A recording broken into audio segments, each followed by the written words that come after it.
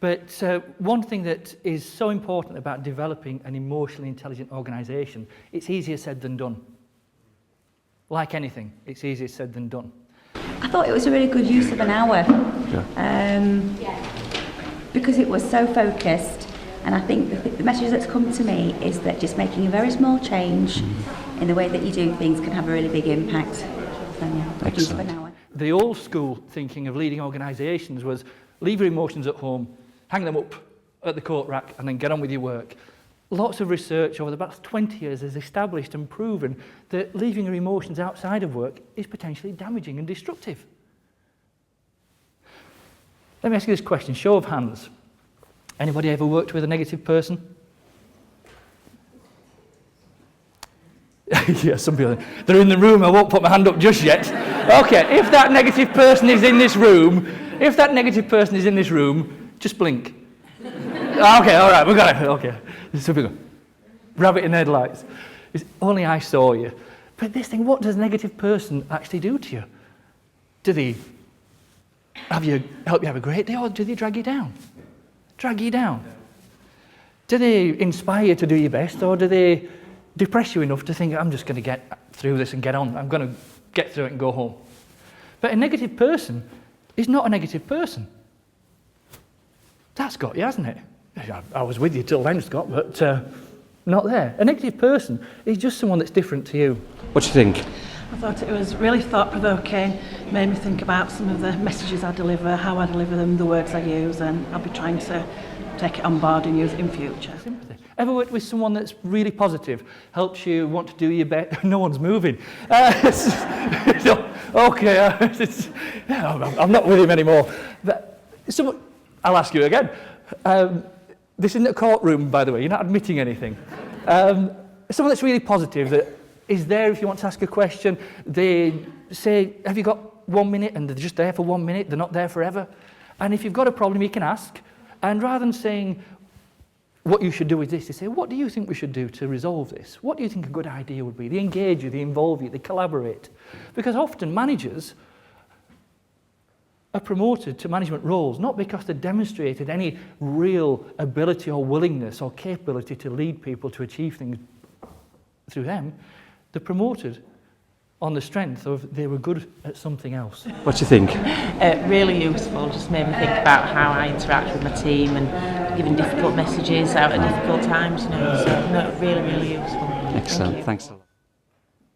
They were good in a non-management role that involved them getting results by themselves, and they excelled at it. Useful about that? Very good practical application of emotional intelligence, stepping into other people's shoes. Excellent. Looking at what you do is doing a job. Another way of looking at it is supporting and nourishing in a community. That would get me out of bed in the morning. It's a really good presentation, very inspirational. Good to have it first thing in the morning so you can go back to work with all those thoughts and hopefully put them into practice. Excellent. Thank you. Thank you. There's an experiment done by scientists in America, and they had a shark tank in an aquarium, and they had a couple of sharks, man-eating sharks and fish-eating sharks, and lots of small fish that the sharks would usually feed upon. And for the first week or so, they let the sharks swim where they like, eat what they want. The small fish were dead. They were shark food. Soon after, the scientists thought, we've got to make this credible. Let's do an experiment like this. And what they did with the aquarium, they put a glass partition down the middle of the tank. The sharks were in one side, the small fish, the food, were in the other side. But the challenge came when the sharks would swim towards the fish and then bang the face on something that they could not see. And then they'd try again, but after a few days, they stopped trying. Their limitation was, I can only go this far. What they found was the sharks would rather starve to death than hit that barrier again. They could see what they wanted, but they couldn't get it. What happened? They gave up. Apply that to an organisation. I can't speak to my boss like that. I can't ask for this without feeling foolish. If I say that he or she is going to judge me, I'm just going to stay at this side of the tank. That's silo working. Emotionally intelligent organisations don't work in silos. They work in departments and divisions and teams, but then they collaborate across organisations because they make better decisions more quickly with less stress, lower cost and less expensive rework. Emotionally intelligent organisations keep swimming because they know that people speaking their truth is something to be welcomed and encouraged rather than put in a corner and left alone. Emotionally intelligent organisations don't look at customer service, they look at customer satisfaction. Really useful session. It gave me some time out to think and reflect, which hopefully I can take back to my team and have some sort of similar conversations. Emotional intelligence complements technical competence. It's deeply human, it's not soft and cuddly, let's hug a tree, and it's not about being nice. Nice should be the default setting, but sometimes you've got to be something other than nice as a manager. There's tough messages to convey. There's performance issues that need addressing and deserve addressing. And please bear in mind, if someone's underperforming, it's not about them, it's about you and them.